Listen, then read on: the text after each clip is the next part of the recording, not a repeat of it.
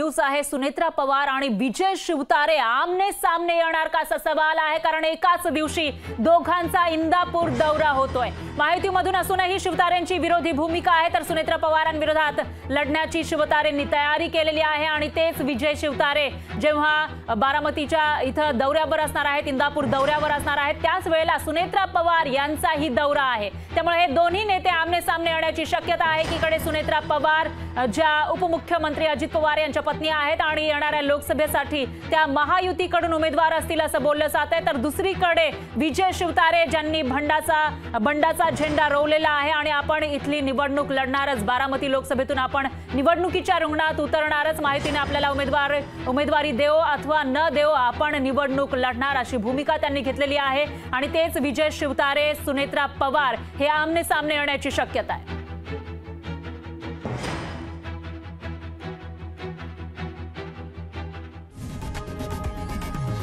लोकशाही मराठी ऐका, पहा, जागरूक रहा।